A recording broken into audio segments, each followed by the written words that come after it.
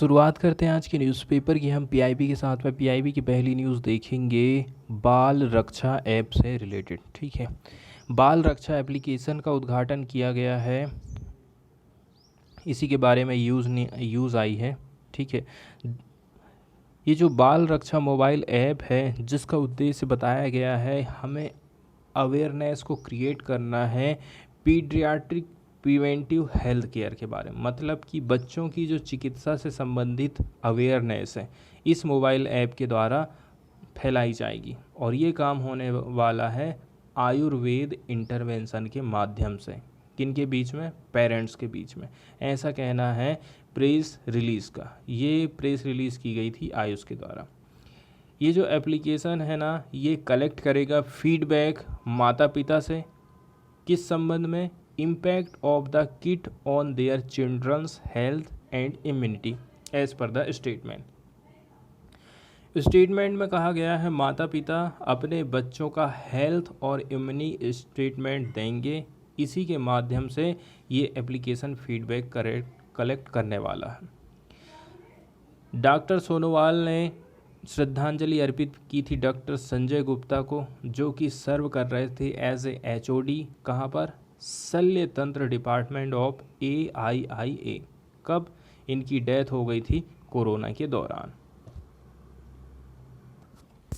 The Hindu की खबर हम देखेंगे साइंस वाले पेज के साथ में। साइंस वाली पहली खबर आई है थेरेपी की जो नई नई खोजें होती हैं वो कैसे करके होती हैं। इसके लिए हमें नेचर की तरफ देखना पड़ेगा, नेचर से हमें सीखने की ज़रूरत है, ऐसा इस आर्टिकल में बताया जाता है। जो नेचुरल वर्ल्ड हमारे चारों तरफ है, ये सबसे बढ़िया टाइम टेस्टेड सोर्स माना जाता है नई नई थेरापुटिक्स का। ठीक है, नई नई थेरेपी का, ऐसा इस आर्टिकल में कहा गया। थेरापुटिक्स मतलब चिकित्सा विधान। यदि हम चाहते हैं कि मेडिसिन में हम प्रोग्रेस हासिल करें, इसके लिए क्या है, नई नई जो थेरापुटिक्स चीज़ें हैं, ठीक है, जिसके अंतर्गत डिज़ायरेबल बायोलॉजिकल एक्टिविटी आ जाती हैं, ये यदि हमारे पास हैं तब जा कर के हम क्या है प्रोग्रेस कर सकते हैं मेडिसिन वाले क्षेत्र में। एक ऑप्टिमिस्टिक व्यू आप देख लीजिए। ऑप्टिमिस्टिक का मतलब होता है आशावादी दृष्टिकोण। ठीक है, जिसका मतलब ये हो गया है कि कई सारी जो टेक्नोलॉजिकल फ्रंट हैं, ठीक है, इनसे हम काफ़ी ईजियर तरीके से डिस्कवर कर पाएंगे, फॉर्मुलेट कर पाएंगे न्यू ड्रग्स को। यदि हमें बढ़ी हुई अंडरस्टैंडिंग है डिजीज़ प्रोसेस की, रोग की जो प्रक्रिया होती है उसका यदि हमें अंडरस्टैंडिंग अच्छी तरीके से है, किस लेवल पर? मॉलिक्यूलर लेवल तक। इसी के चलते चलते काफ़ी पोटेंशियल बढ़ जाती है ड्रग टारगेट की। ठीक है, मतलब आप जो ड्रग दे रहे हैं पार्टिकुलर जगह में, वो सही जगह पहुंच रहा है कि नहीं पहुंच रहा है, जो ड्रग दे रहे हैं वो कितना असरकारक रहेगा। इसीलिए हमें मॉलिक्यूलर लेवल पर जानकारी होना बहुत ज़रूरी है किसी भी रोग की। कुछ कंप्यूटर एडेड होते हैं रेशनल ड्रग डिज़ाइन। ठीक है, कंप्यूटर की सहायता से रेशनल ड्रग डिज़ाइन किए गए हैं। ठीक है, इसके चलते चलते ये जो डिज़ाइन होते हैं, डिज़ाइन वाले ड्रग कैंडिडेट्स होते हैं किसके द्वारा? ये हो रहे हैं ऑर्गेनिक केमिस्ट के द्वारा। ऑर्गेनिक केमिस्ट, इनके माध्यम से क्या हो रहा है? Throughput screening. थ्रूपुट स्क्रीनिंग मतलब होता है पूरी तरह से जांच पड़ताल हो जाना, जहां पर ऑटोमेशन का उपयोग किया जाता है ड्रग्स कैंडिडेट्स के ऊपर। ठीक है, किसी भी ड्रग कैंडिडेट्स की टेस्टिंग करनी है तो इसके लिए ऑटोमेटेड स्क्रीनिंग का प्रयोग किया जाता है। इससे हमें सहायता मिल सकती है न्यू डिस्कवरी में, ऐसा यहाँ पर बताया जाता है। लेकिन यदि आप ये देखोगे, इसका जो पेस है इंट्रोडक्शन ऑफ न्यू ड्रग्स का, उतना ज़्यादा जितना एक्सपेक्टेशन किया जाता है उतना पेस अभी हासिल नहीं कर पाया, उतनी प्रगति इसमें नहीं हो पाई है। अब हम बात कर ले रहे हैं नेचुरल प्रोडक्ट की। पहले ज़्यादातर जो इलाज किया जाता था वो जड़ी बूटियों के माध्यम से ही किया जाता था। ठीक है, केमिकल का बहुत ही कम यूज़ किया जाता था। धीरे धीरे करके ये केमिकल चीज़ें हमारे सामने आई। जो नेचुरल वर्ल्ड आप अपने चारों ओर देख रहे हो, ये समय द्वारा टेस्टेड एक साधन है, सोर्स है। नई नई जो थेरापेटिक ट्रेडिशनल सिस्टम होती हैं हमारी मेडिसिन सिस्टम का, वो ये सिस्टम रिलाई करता है नेचुरल सोर्सेस पे। कई सदियों से ये चीज़ें चली आ रही, कई सदियों से हम इन पर निर्भर रहे हैं। ठीक है, जो नेचुरल प्रोडक्ट्स होते हैं वो ऐसे केमिकल होते हैं जिनको हम पाते हैं प्लांट्स में एंड माइक्रो ऑर्गेनिज्म में, that dwell in soil and water, जो कि हमें मिलते हैं कहाँ पर, सॉइल में और वाटर में हमें मिलते हैं। ठीक है, डॉयल मतलब होता है रहना। पहला क्लिनिकल ट्रायल किया गया था एंटी कैंसर ड्रग का 1946 में। तब से लेकर के 2019 तक 40% जितने भी all approved anti cancer drug molecules हैं, ठीक है, वो या तो ऐसे सब्सटेंस थे जिनको हमने नेचर में पाया, या फिर ये नेचुरल प्रोडक्ट से प्राप्त किए गए थे। अब फिर पीरियड आता है 1981 से लेकर के 2019 तक का। 162 का आधा हिस्सा, ठीक है, half of the 162 new antibacterial therapeutics, 162 में से आधी जो एंटी बैक्टीरियल थेरापुटिक्स हैं, थेरेपी हैं, या तो प्योर नेचुरल प्रोडक्ट्स से थी या फिर नेचुरल डेराइव्ड वाले प्रोडक्ट से रही थी। इसका मतलब ये है कि इनका डिज़ाइन किया गया था लेबोरेटरी में, लेकिन ये क्लोज रिलेटिव थी मॉलिक्यूल्स की, जिनको देखा जाता है नेचर में। ठीक है, ये बात लिखी है Newman and Cragg journal of natural products 2020 में, एक पत्रिका में इसका प्रकाशन किया गया था। एक एग्जाम्पल यहाँ पर दिया जाता है एंटीबायोटिक एजीथ्रोमिसाइन का। ठीक है, इसको पहली बार सिंथेसाइज किया गया था केमिस्ट जाग्रेब के द्वारा क्रोएशिया में। सिंथेसाइज किया गया था मतलब प्रयोगशाला में इस पर अध्ययन किया गया था। इन्होंने क्लेवरली क्या ऐड किया था, इन्होंने बड़ी चतुराई से एक न्यू नाइट्रोजन एटम को ऐड कर दिया था to the structure of naturally occurring. जो नेचुरली स्ट्रक्चर दिखाई दे रहा था उसमें इन्होंने एक नाइट्रोजन के एटम को ऐड कर दिया। ठीक है, इसके बाद कॉमनली यूज्ड किया जाने वाला जो एंटीबायोटिक एंथ्रोमाइसिन होता है, एंथ्रोमाइसिन ए। ठीक है, अब इसके बाद इन्होंने जो कॉमनली यूज्ड किया गया इन्होंने किसके क्या चीज़ का, एंटीबायोटिक एंथ्रोमाइसिन का। सबसे पहले नाइट्रोजन को ऐड कर दिया, इसके बाद फिर इन्होंने दवा के रूप में इसका इस्तेमाल करा। अब रिजल्ट क्या निकल के आया, ये जो ड्रग है ना, ये इसने क्या शो करा, थोड़ा जो साइड इफ़ेक्ट था एंथ्रोमाइसिन का, थोड़ा सा ही इसमें साइड इफ़ेक्ट हमको देखने को मिला। ठीक, और आज के टाइम में ऐसा माना जाता है कि सबसे ज़्यादा डॉक्टर लोग इसी को ही प्रिस्क्राइब करते हैं मतलब कि नियत कर देते हैं कि आप ये वाली दवाई लीजिए। दूसरी तरफ ये हुआ, जितने भी जो 14 एंथीस्टेमाइन ड्रग्स होते हैं, ठीक है, जिनको प्रेजेंट किया गया था एज न्यू केमिकल एंटिटी, कहाँ पर, US food and drug administration 1981 से 2019 के बीच में, ये सिंथेटिक इन्वेंशन का ही एग्जाम्पल माने जाते, जैसे कि सिटेरिजाइन। अब कई सारे जो पोटेंट नेचुरल प्रोडक्ट होते हैं, ठीक है, पोटेंट का मतलब होता है प्रबल, नेचुरल प्रोडक्ट उपस्थित हैं वेनिंगसली small amount in their native state में हमें नेचुरल प्रोडक्ट मिल जाते हैं, जहाँ पर ये प्रजाति हमेशा उगते ही रहती है।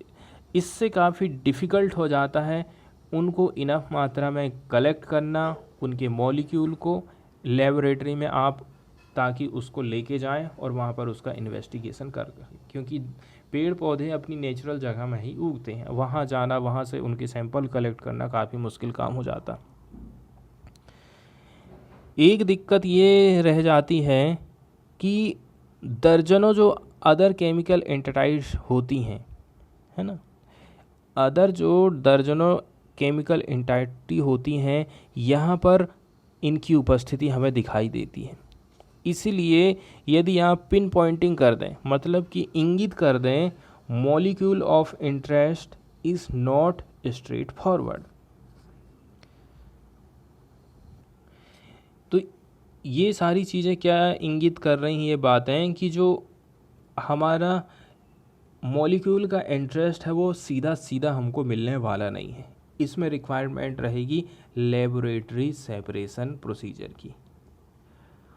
अब एक रास्ता है, ठीक है, ये जो सिंथेसिस क्वांटिटीज़ रहती हैं हमारी जो इंटरेस्टिंग मॉलिक्यूल की, after preliminary result so promise, ठीक है।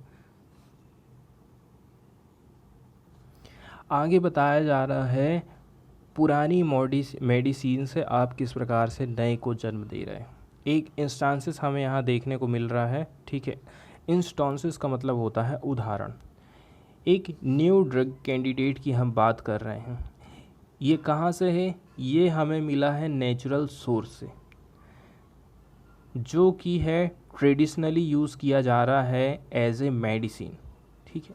हाल ही में इसका पब्लिकेशन किया गया था वू एंड सेनवी नेचर 2022 में। तो इस आइलैंड में, किसका आइलैंड था ये, Papua New Guinea island, south Pacific का ये आइलैंड है। गुलबिली मीमा ट्री, यहाँ से हमें प्राप्त हुआ था एक बार्क, ठीक है। बार्क का मतलब होता है, बार्क का मीनिंग यहाँ लिया गया है इस चीज़ से कि हमें यहाँ से इस ट्री से कुछ चीज़ें प्राप्त हुई हैं, ये पैदा करता है इस चीज़ को, ठीक है। इसका काफ़ी लंबे समय से यूज़ किया जा रहा था, किस चीज़ में, पेन एंड फीवर के लिए। एक ट्री का नाम यहाँ पर दे दिया गया है, उस ट्री से जो चीज़ निकलती थी, प्राप्त होती थी, उसका उपयोग हम करते थे पेन और फीवर में। इसका उपयोग हम करते थे रिचुअल्स में, बिकॉज इट इज़ हेलुसिनोजेनिक, ठीक है। हेलुसिनोजेनिक का अर्थ भी यहाँ पर देख लेते हैं हम, क्या होता है, मतिभ्रम करने वाला, ठीक है। मतिभ्रम करने वाला माना जाता है इसको, इसीलिए कई सारी जो रिचुअल्स हैं, प्रथाएं हैं, सांस्कृतिक प्रथाएं, उनमें इसका यूज़ किया जाता था।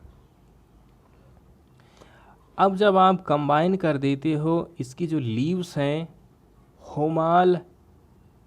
होमाल मेना श्रब के साथ में, तो ये क्या बन जाएगी, फिर साइकोट्रोपिक बन जाएगी। इससे क्या इंड्यूस होता है, इससे इंड्यूस होता है, उत्प्रेरणा मिल जाती है, सीरेन ड्रीम लाइक स्टेट, ठीक है। सीरेन ड्रीम लाइक स्टेट मतलब अवस्था हमको प्राप्त हो जाती है, निर्मल, ऐसा लगता है आपको कि आप सपना देख रहे हो, और फिर आपको क्या मिल जाएगी, आपको नींद की एहसास होने लगता है। यहाँ पर यदि दो चीज़ों को कंबाइन कर दिया जाता है तो इसका मतलब ये हो गया कि आप इसका इस्तेमाल नींद लेने के लिए भी कर सकते हैं। आगे कुछ और भी इस ट्री की खास बातें बताई जाती हैं, जैसा कि हमने एग्जाम्पल देखे थे कि इस पेड़ की छाल से हमें कुछ मेडिसिन प्राप्त हुई थी। ये जो पेड़ था, इसका उपयोग हमने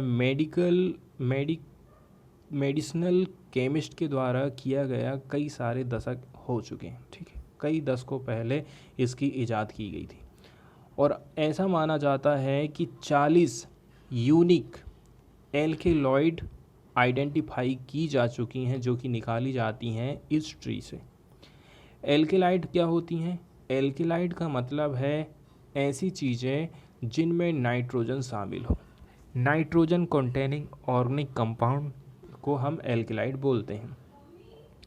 तो ठीक इसी प्रकार के एल्केलाइड कई सारे प्लांट में हमें देखने को मिलते हैं, जैसे कि कुनेन, इसके अलावा निकोटीन। अब दो चीज़ का उल्लेख यहाँ पर किया गया है, वू और सेनवी का, ठीक है। इन्होंने वर्किंग किया था एक एफिशिएंट वे के लिए, ताकि सिंथेसाइज किया जा सके एल्केलाइड GB18 को, ठीक है। वर्क प्रयोगशाला में इस पर कुछ काम किया जा सके, जिसकी काफ़ी जो जियोमेट्री है कॉम्प्लेक्स मानी जाती। इनकी मेथड थी कि हम इससे प्रोड्यूस करेंगे ग्राम क्वांटिटीज़, किसकी, GB18 से। अब ये जो छाल थी इसकी, इसमें जो कंसंट्रेशन रहा था, ठीक है, इसको मीज़र्ड किया गया था पार्ट्स पर मिलियन के हिसाब से। टेस्ट से ये पता चल रहा है कि ये जो है एंटेगोनिस्ट मानी जाती है ओपियोइड रिसेप्टर्स की, ठीक है। एंटेगोनिस्ट मतलब प्रतिपक्षी, ओपियोइड मतलब होता है, इसको भी हम देख लेते हैं। ओपियोइड जो होता है ब्रॉड ग्रुप माना जाता है पेन रिलीविंग ड्रग्स का, दर्द निवारक जिनको बोला जाता है। जहाँ पर भी दर्द होगा वहाँ पर इस ड्रग का उपयोग किया जाएगा। अब ऐसे लोग जो कि इस दवा को ले रहे हैं, ठीक है, तो इनका जो नर्व सिस्टम होता है और जो डाइजेस्टिव ट्रैक्ट होता है, यहाँ पर ये ड्रग्स हमें मिल जाता है, पहुँच जाता है। हमारी जो बॉडी होती है वो नेचुरली ओपियोइड्स बनाती है, जैसे कि एंड्रोफिन्स, ठीक है, ये खुद अपने आप में एक दर्द निवारक होता है, जो कि बाइंड होती है इन रिसेप्टर से, और जो पेन का सिग्नल होता है और उसका जो ट्रांसमिशन होता है उसकी टोनिंग को ये डाउन कर देता है। अगला साइंस की जो न्यूज़ है वो कोलेरा बीमारी से रिलेटेड है। कोलेरा की बीमारी लाइफ थ्रेटनिंग इन्फेक्शियस डिजीज़ मानी जाती है और एक पब्लिक हेल्थ हजार्ड के रूप में इसको देखा जाता है, ठीक है। इसका मेन रीज़न बताया गया है कोमा शेप्ड बैक्टीरियम का, ठीक है। कोमा के शेप का आकार एक बैक्टीरिया रहता है जिसको हम वाइब्रियो कोलेरी कहते हैं, इसी से ये फैलता है। लगभग 200 से भी ज़्यादा सीरो ग्रुप्स इस बैक्टीरिया के अभी तक ज्ञात किए जा चुके हैं, ठीक है, जिनमें से 2 O1 और O139 को जाना जाता है कि ये जो है ना ऐसे इन्फेक्शन फैलाते हैं जो कि एपिडेमिक्स और पेंडेमिक्स का रूप ले सकता है। इनमें से जो ज़्यादातर हम ग्रुप में इसको बांटे हैं, ठीक है, इनका मेन कारण है माइल्ड कोलेरा, जैसे कि डायरिया और फूड एसोसिएटेड आउटब्रेक। इनमें से ज़्यादातर जो सब ग्रुप होते हैं या फिर ग्रुप है, इनके चलते चलते हमें डायरिया और फूड एसोसिएटेड कुछ बीमारी देखने को मिलती हैं। अब हम 2 सीरो ग्रुप की बात कर रहे हैं। O1 रिस्पॉन्सिबल है 7 पेंडेमिक वेव्स का, ठीक है, only to be temporarily displaced by the O139, और जिनमें से टेम्परली डिस्प्लेस्ड किया जा सकता है O139 के द्वारा, ठीक है। ये इमर्ज हुआ था बाद में एंड केम अप अराउंड 1992 में हमें ये देखने को मिला था। इसको पहली बार स्पॉटेड किया गया था चेन्नई में, उसके बाद मद्रास में, ठीक है। अब इसमें आगे बताया जाता है, ठीक है, कि ऐसी हम आशा कर रहे थे, हम ऐसा एंटिसिपेशन लगा रहे थे कि ये जो है ना कारण बन जाएगा 8th राउंड ऑफ पेंडेमिक का, but it subsided as mysteriously as it had originated. जैसे ये उत्पन्न हुआ था वैसे ही ये दिखाई भी नहीं दिया हमें बाद में। जीनोमिक चेंजेस की बात करी जाती है। कुछ रिसर्चर हैं जिनमें शामिल थे इंडिया और यूके के, इन्होंने अध्ययन किया था O139 के जीनोम का। इसके बाद ट्रेस किया रीजन को कि ये आखिर इसका पतन हुआ कैसे करके, कहाँ से, O1 की यदि तुलना आप करोगे तो। उन्होंने क्या ट्रेसिंग किया, 2 जीनोमिक इवोल्यूशनरी चेंजेस यहाँ पर देखने को हमें मिले that took place in O139, जो कि हमें 139 में 2 चीज़ें दिखाई दी थी। पहली बात ये है, ये रिलेटेड है टाइप ऑफ कोलेरा टॉक्सिन से, ठीक है, टाइप ऑफ कोलेरा टॉक्सिन से जो कि ये प्रोड्यूस करता है। और सेकंड नंबर की बात ये है, ये रिलेट करता है loss of anti microbial resistance को। मतलब कि इसका संबंध है anti microbial resistance, anti microbial से ये रेजिस्टेंस पैदा कर देता। इस रिसर्च को पब्लिश किया गया था नेचर्स कम्युनिकेशन पत्रिका में। क्लिनिकली आइसोलेट्स किसके, V cholera O139 sero group के, इसको कलेक्ट किए गए थे 1993 और 2015 के बीच में इंडिया के कई सारे पार्ट से। कहाँ पर, ICMR National Institute of Cholera and Enteric Disease Calcutta. इसके अलावा कुछ जो एशियन रीजन थे ना, इसमें इंक्लूड किया गया था इनको स्टडी के लिए। वी कोलेराई DNA का सीक्वेंसिंग किया गया कहाँ पर, वेलकम संगर इंस्टीट्यूट यूके में, और फिर एनालाइज किया गया था कहाँ पर, Cambridge institute of therapeutic immunology and infectious disease UK में, and translational health science and technological institute Faridabad India में इन जगह पर इसका अध्ययन किया गया था। Total 330 we cholerae O139 isolates थे जिनमें इंक्लूड किया गया था इस स्टडी में। ठीक है, मतलब O139 के जो आइसोलेट थे टोटल 330, इनका अध्ययन किया गया। अब एडिशन में 340 जीनोम पब्लिश किए गए थे सीक्वेंसेस के, ठीक है, जिनमें इंक्लूड किया गया था इस स्टडी में। टॉक्सिन के प्रकार यहाँ पर बताए जा रहे हैं। जब स्क्रीनिंग की जा रही थी जीनोम की, ठीक है, ताकि जो इवोल्यूशनरी के सिग्नेचर्स होते हैं, संकेत होते हैं, उसमें हमने क्या नोटिस किया, जो एंटी माइक्रोबियल रेजिस्टेंस पैटर्न है ये स्ट्राइक हो रहा था किससे, वेव ए से लेकर के वेव सी तक। लास्ट में इसमें एक बात ये बताई जाती है, अभी इसका जो कर्व चल रहा है, इस प्रकार की जो बीमारी के कर्व चल रहे हैं, इससे यदि आप आगे बढ़ना चाहते हो और बेस्ट सोशल जो स्वास्थ्य परिणाम यदि आप हासिल करना चाहते हो, तो इसके लिए क्या महत्वपूर्ण है, इसके लिए जो टीका होता है वैक्सीन, और इसके साथ साथ में आपको ट्रीटमेंट, दोनों पर ही टाइम पर आपको कैलकुलेशन पुनर्मूल्यांकन करते रहना है, ताकि किसी भी तरह नए विकसित होने वाले वेरिएंट की हम दक्षता को रोक सकें, ऐसा यहाँ पर बताया जाता है।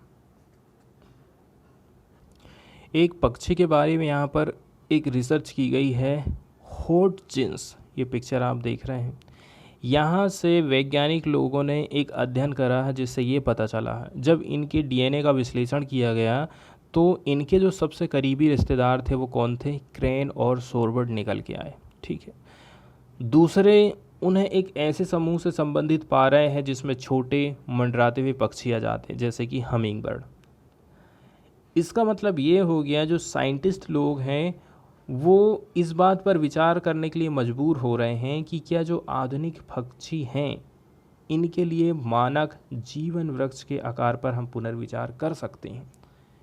क्या हम ये पता लगा सकते हैं कि ये किन से उत्पन्न हुए, फिर वो किन से उत्पन्न हुए, दादा परदादा, इस प्रकार से जैसे मानवों का वंश वृक्ष होता है, ऐसी पक्षियों के वंश वृक्ष पर यहाँ पर सोचने के लिए वैज्ञानिक लोग मजबूर हो गए हैं। अगली साइंस की न्यूज़ आई है कोविड-19 से रिलेटेड, नेचुरल प्रोटेक्शन की बात करी जा रही है। ठीक है, कतर से एक डाटा लिया गया है जो कि ये सजेस्ट करता है कि जो प्राकृतिक इम्यूनिटी रहती है, इम्यूनिटी मतलब रोगों से लड़ने की जो क्षमता होती है, इसको प्रेरित किया गया है किसके द्वारा, इन्फेक्शन के द्वारा विद सार्स कोविड-19। कोरोना का जो सेकेंड वेरिएंट था, इसके द्वारा कुछ प्रेरणा मिली है किसको, इम्यूनिटी को, नेचुरल इम्यूनिटी को कुछ बढ़ावा मिला, जो क्या प्रोवाइड करता है, स्ट्रॉन्ग शील्ड प्रोवाइड करता है अगेंस्ट री इन्फेक्शन के।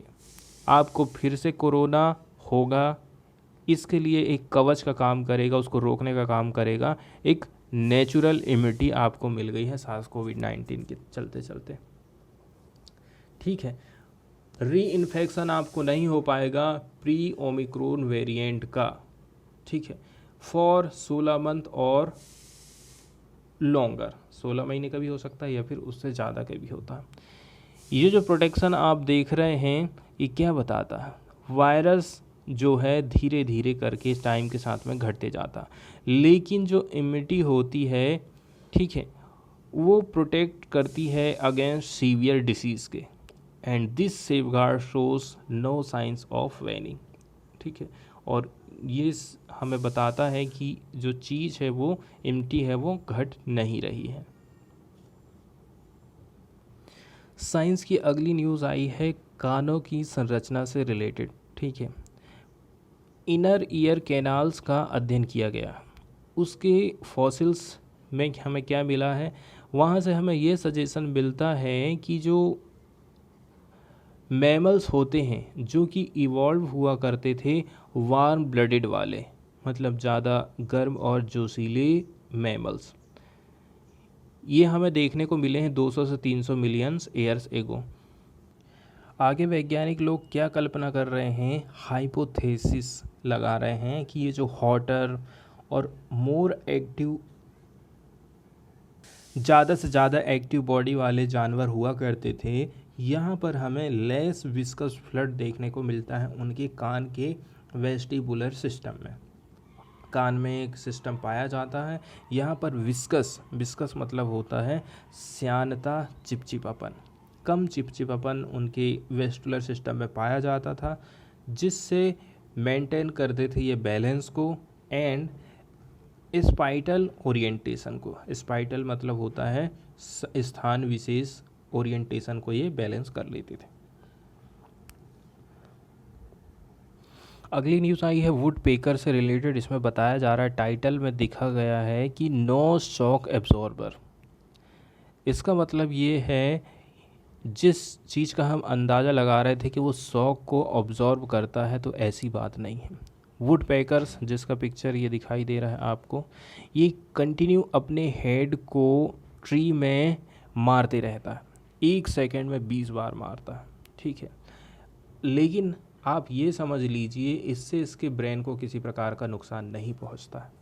वैज्ञानिक लोग लंबे समय से इससे क्या सोचते थे कि बर्ड किस प्रकार से मतलब कि कुशन करते हैं इस ब्लो को, इस चोट को उनके ब्रेन्स पे, ठीक है, क्या ब्रेन पर इनका कोई असर पड़ रहा है कि नहीं पड़ रहा है।